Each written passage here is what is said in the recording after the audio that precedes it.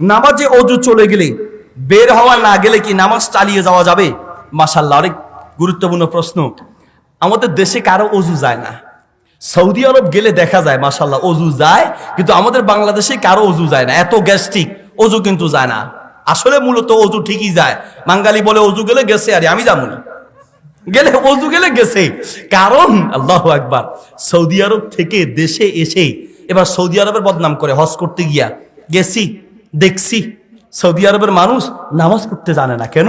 কয় হেরা নামাজের ভিতরে হাঁটে, নামাজের ভিতরে হাঁটে, নামাজ পড়তে জানে না। কারণ ওরা জানে নামাজে থাকাকালীন অজু চলে গেলে আর নামাজে থাকা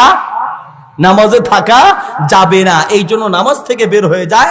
আর আমাদের বাঙালিরা তো জীবনও দেখে না, আরে নামাজে কেমনে অজু যায়?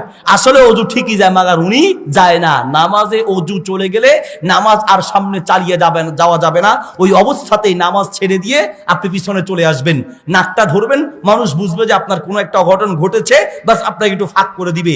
ফাঁক না করলেও আপনি তাদের সামনে দিয়ে চলে যেতে পারবেন। জামাতে থাকাকালীন অবস্থায় পিছনে যাওয়ার জন্য ফাঁক না থাকলে একটু সামনে দিয়ে যাওয়া যাবে। কাজে অজু চলে গেলে আপনি মানুষকে ভয় করে আল্লাহকে ভয় করলেন না, মানুষকে দেখানোর জন্য নামাজ পড়ছেন, অবশ্যই আপনি এটা মারাত্মক গুনাহের কাজ করছেন। অজু চলে গেলে আর নামাজ সামনে চালিয়ে যাওয়া যাবে না।